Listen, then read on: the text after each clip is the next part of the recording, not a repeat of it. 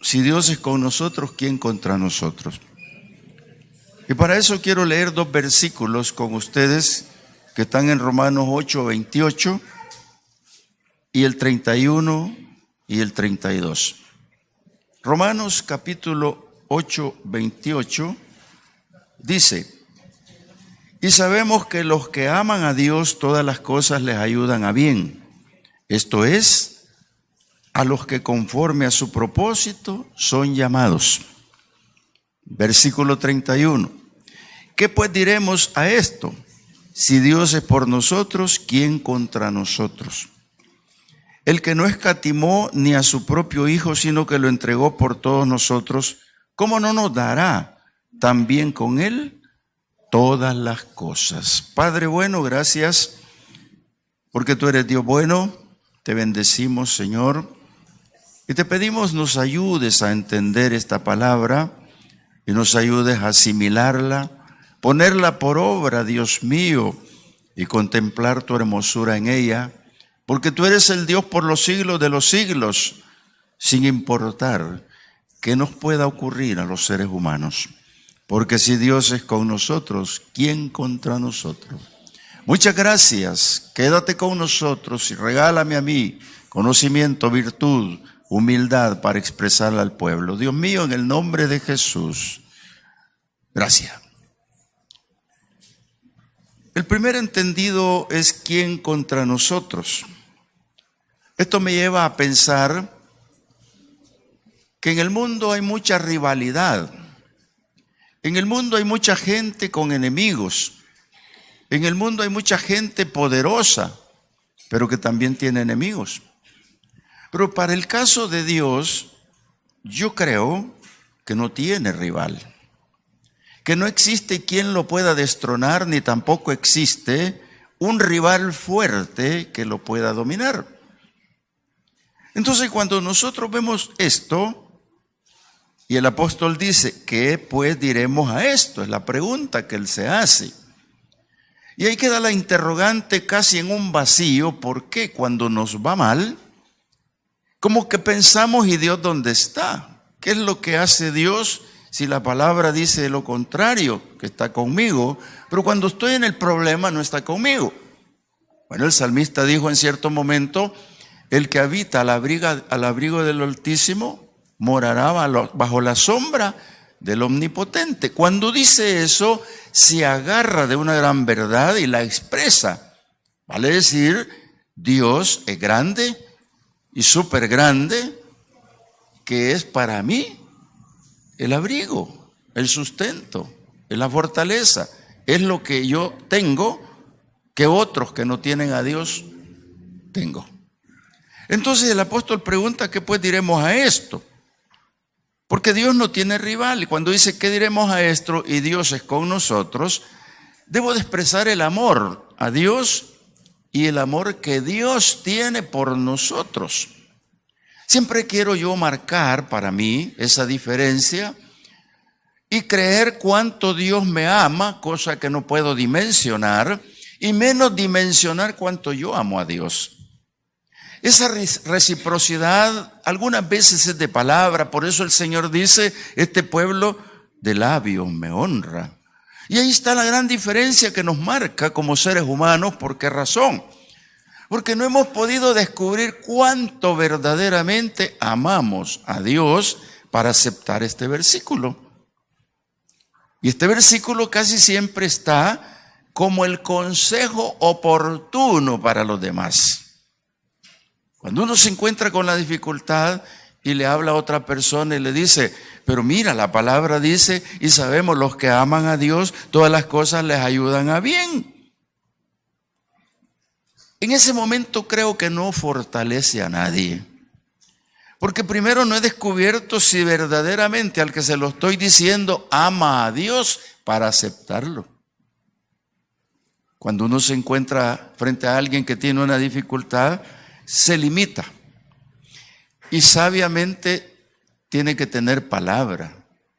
Yo cuando veo el caso le digo, Ay, mire hermano, y yo no hay qué decir, pero de repente me viene palabra y digo, pudo haber sido peor. Pudo haber sido peor, piensa en eso. Claro, tampoco es la fortaleza ni es eso, solo es Dios quien puede darnos a entender esto. Y sabemos que los que aman a Dios todas las cosas les ayudan a bien. Si me estoy prematuramente declarando victorioso y diciendo que si Dios es conmigo, ¿quién contra mí? ¿Estoy formando un escudo ficticio o un escudo verdadero en donde yo me pueda apoyar? Esa es la gran diferencia del amor. El amor a Dios es, hermano, inentendible, porque depende de lo que esté pasando. Depende de lo que esté pasando para que yo pueda aplicar en mí, aceptar por amor a Dios los acontecimientos. Hermano, yo creo que ninguno de nosotros está en excepción de que no le pase algo. El hecho de ser cristianos no nos lleva a la inmunidad total de los acontecimientos del día. De repente uno está bien y de repente está mal. Yo el martes vine y me fui tranquilo. Bajé la gente allá en Periplaza y delante de mí un pica Hilux. Y yo lo vi y dije yo voy para San Salvador, mi ruta es a la derecha y si me subo la cuesta voy para otro lado, o la troncal. Pero este vehículo ni se definió a la izquierda ni a la derecha y se sube a esos arriates que hay ahí. Yo no sabía que tan pesados eran, hermano, lo rompió. Y el pica, yo como iba detrás lo vi, le vi la parte de abajo, pensé que iba a volcar y luego que cae al piso y se va derechito a detenerse a otro poste. Mi primera acción fue ir a auxiliarlo y preguntarle, ¿está bien? Conozco esos casos, no debo de acercarme mucho porque después la persona pierde cosas y el primer acusado es el primero que llega. No quise ser yo. Pero le dije, mueva una pierna, mueva la otra, muéstreme sus manos, voltéeme a ver. No le vi sangre y se movía. Entonces el hombre estaba aturdido, golpes de seguro tenía. Pero ahí no cabía que yo le dijera, mire, los que aman a Dios todas las cosas son para bien. Sin embargo, yo llegué por amor. Claro, empezó la gran pitazón del que no sabe y después se bajaron. Y ahí me di cuenta que 10 personas no mueven ese bloque, yo estaba incluido, no pudimos moverlo. Sin embargo, el pica sí, lo levantamos y lo pusimos a un lado. Y cuando yo vi que había demasiada gente, lo que hice fue ver y mirar mi caminito y los vidrios rotos y pasé por una orillita y yo me fui. Porque nadie está sabedor qué le va a pasar más tarde. Y a los cristianos menos. Fíjense que nosotros cuando estamos en este problema, esta encrucijada, cuando nosotros esperamos cosas que nos pasen y todas buenas, pero viene y nos pasa algo malo. Yo creo que este punto es definido para nosotros, para entender que sea bueno o sea malo, creer que Dios está con nosotros, hermano. Mira, por la poca credibilidad yo me sustento con la palabra y voy a leer lo que Pablo dice a los filipenses estando preso. ¿Quién desde la cárcel va a escribir una carta tan linda? ¿Quién desde la cárcel va a estar diciendo todo lo puedo en Cristo que me fortalece? ¿Quién desde la cárcel va a estar diciendo tantas cosas? ¿Quién se las puede creer? Pablo, estás loco lo que estás escribiendo. Sin embargo, mire lo que dice Filipenses 1:20. Dice, conforme a mi anhelo y esperanza de que en nada seré avergonzado, antes bien, con toda confianza, como siempre, ahora también será magnificado Cristo en mi cuerpo, o por vida o por muerte. Lo que Pablo quiso decir es lo que dice el 21. Porque para mí el vivir es Cristo y el morir es ganancia. Pablo está diciendo, si yo muero en esta cárcel, Dios sigue existiendo. Si yo en esta cárcel soy garroteado, Dios sigue existiendo. Si nunca me sueltan de esta prisión, Dios sigue existiendo, porque para mí el vivir es Cristo y el morir es ganancia. Entonces todos los que aman a Dios deben de aceptar y creer que todas las cosas son para bien. Ahí sí cabe mencionarlo, pero hay que llegar a la credibilidad y al convencimiento, como llegó Job en un caso, por ejemplo. Job dijo, ¿acaso no habré de recibir el bien y el mal que Dios quiere? Y tú, mujer ingrata, ¿por qué me dices eso? Porque la mujer le dijo, muérete tú y tu Dios, si quieres conservar tu integridad, quédate, yo me voy. Hermanos, cuando una persona es íntegra, cuando una persona entiende esto, se va a dar cuenta de lo que sigue que queremos seguir hablando. ¿Qué pues diremos a esto? Dice Pablo. Si Dios es por nosotros, ¿quién contra nosotros? Pero para tener esa convicción tengo que entender lo que sigue. Él, refiriéndose a Dios, el que no escatimó ni a su propio Hijo. Oiga, hermano, aquí hay encerrado mucho con la palabra escatimar. Yo la puedo asociar la palabra escatimar con tacañería, hombre apocado, gente apocada. ¿Por qué? Porque cuando dice no escatimó, se está refiriendo que Dios, siendo dueño del universo, siendo dueño de todo, nos dio a su Hijo. Siendo dueño de todo, nos dio a su Hijo. ¿Qué papá y mamá no está escatimando, o está, mejor dicho, escatimando a sus hijos? Si se los pidieran, no lo va a dar, porque está escatimando. Escatimar quiere decir que yo voy a dar, no escatimar es, yo voy a dar todo de lo que tengo. Y escatimar es que yo voy a dar un poquito de todo lo que tengo. Y Dios es dueño de todo. Y no dijo, no les voy a dar todo. Todo lo que yo les doy es mi hijo. ¿Quién no ama a su hijo? ¿Quién de ustedes no ama a su hijo? Yo le aseguro que si se lo piden, aunque sea para el cuartel, no lo da. Ni se le ocurre. Y ese bicho ese niño orgulloso, muchacho orgulloso, rebelde, sigue siendo en el corazón del padre, de la madre. Esa niña desvergonzada, orgullosa, rebelde, sigue siendo el corazón de la madre. Y está en la escatimación de los padres. Pero Jesús estaba en el corazón de Dios, claro, es su Hijo, porque Jesús es preexistente, es Hijo de Dios preexistente. Desde antes de la creación Dios tiene su Hijo. Y dice la palabra, y no escatimó ni a su propio Hijo, sino que lo entregó por todos nosotros. Hermano, por todos ustedes, por mí y los muchos más que vendrán a los pies de Cristo, Dios entregó a su Hijo. Por eso dice la palabra, de tal manera amó Dios al mundo que dio a su Hijo único, para que todo aquel que en Él crea no se pierda y tenga vida eterna. Oiga, hermano, aprecie eso para poder decir que todos los que aman a Dios, todas las cosas son para bien. Aprecie eso para poder entender que usted fue llamado a ser hijo de Dios. Aprecie eso para decir, ¿qué diremos pues a esto? Si Dios es conmigo, ¿quién contra mí? Porque Dios no tiene rival. Si usted cree que Dios tiene rival, hermano, búsquese otro, un guerrero que lo defienda, guardaespaldas. Pero Dios no tiene rival. Por eso los hijos de Dios están protegidos, hermano. Cuando usted se ve que Dios dice, y lo repite en muchas partes del Antiguo y el Nuevo Testamento, como un recordatorio, cuando los israelitas pusieron la sangre del cordero en las puertas de sus casas. Y la palabra declara, dice, y yo pasaré y miraré la sangre en los dinteles de las puertas y nada les pasará.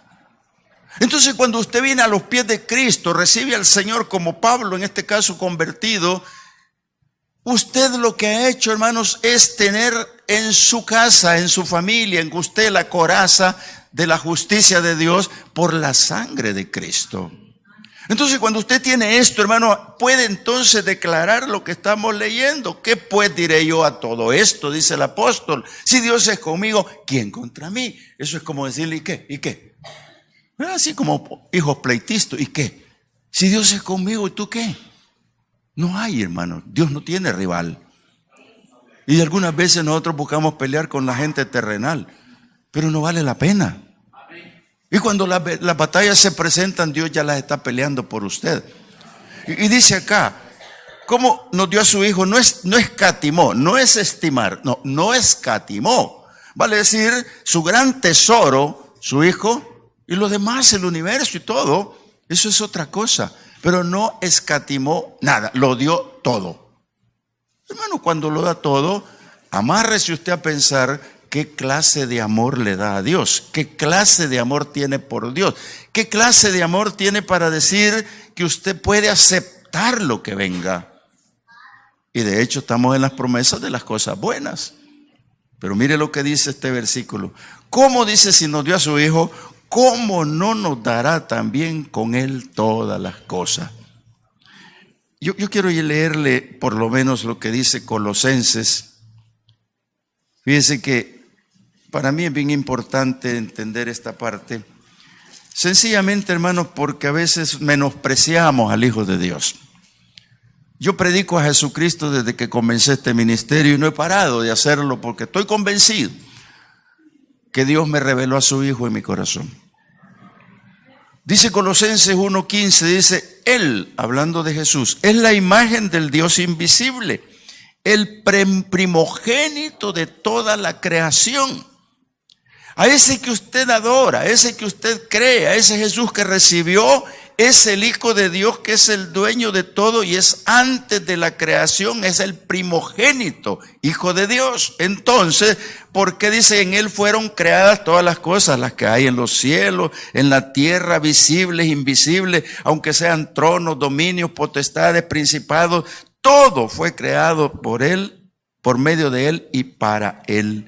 Entonces, hermano, cuando usted dice esta palabra, si Dios es conmigo, ¿quién contra mí? Se está refiriendo a esa fe profunda, a esa cosa grande, porque Dios tiene algo especial para usted y para mí. Cuando usted decide venir el viernes a oración, yo me alegro, hermano, porque es clave del éxito buscar a Dios. No solo por lo que el predicador diga, sino lo que la palabra dice para mí. Y dice el versículo 33, ¿quién acusará a los escogidos de Dios? Si Dios es el que justifica.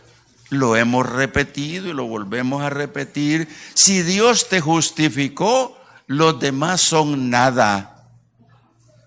El perdón terrenal, hermanos, es una cosa. La raíz de amargura son otras cosas. El perdón celestial es otra cosa. Pero la justificación de Dios es única.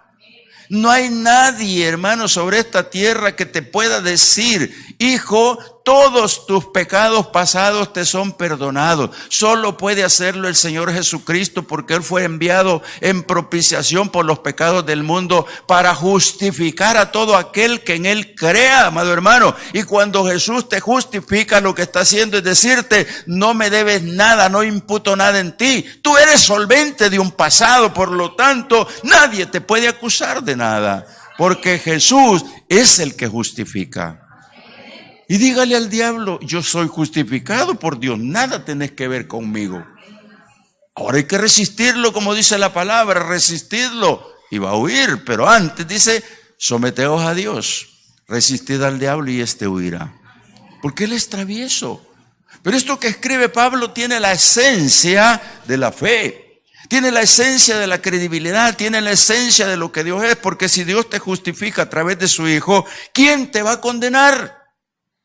Hermano, ¿quién te va a condenar? Dice el versículo 34. ¿Quién es el que condenará? Cristo es el que murió, más aún el que también resucitó, el que además está a la diestra de Dios, el que también intercede por nosotros. Si yo saco más contenido de aquí, hermanos, vamos a amanecer en la vigilia. Pero mira, solo fíjate todos los atributos que hay en la cruz y la muerte del Señor. Cuando alguien te quiera hablar de que te quieren condenar, dile, Cristo murió por mí. Y yo lo creo. Y si Cristo murió por mí, murió para resucitar por mí, para ser la primicia de mi resurrección. Cuando usted cree esto, amado hermano, usted está al otro lado. Usted se puede morir mañana o en la noche, cuando usted quiera, pero si está convencido, si no, mejor espérese. Todavía no se muera. Porque el pánico de la muerte es otra, pero por eso Pablo dice, yo aunque esté en la prisión, aunque tenga toda esta, y tengo esperanza, y no me voy a ver, nadie me va a poder avergonzar, porque aunque me muera o viva, yo soy del Señor, porque para mí el vivir es Cristo y el morir es ganancia. Pero bajo este concepto, otro concepto, no, va a sufrir. Amado hermano, vamos a sufrir mucho. Entonces, dice, si Él murió, Él también resucitó. Y además de eso, hermano, sobre esta tierra usted sigue viviendo, pero Cristo vive en el cielo y sigue siendo el intercesor de sus hijos. Cuando usted entiende la intercesión de Cristo, tiene que darle ese atributo al máximo potencial de fe. ¿Por qué? Porque yo me reviso si yo no soy lo que ustedes ven que soy. Yo soy un ser humano. Y que a cada rato tengo que decirle, Señor, perdóname otra vez.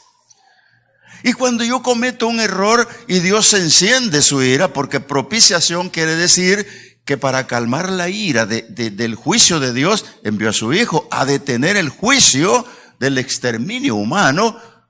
Por eso vino Cristo. Entonces, cuando yo cometo un error, tengo que entenderlo de esta manera, no literalmente como la palabra, sino como una razón propia y decir, bueno, no soy lo que Dios quiere hasta ahora, todavía. Estoy en búsqueda de la perfección a través de la santidad. Y ese camino me va a llevar en un proceso en donde puedo fallar. Por eso la Biblia dice, mire que el que crea estar firme, no se confíe. Mire que no caiga.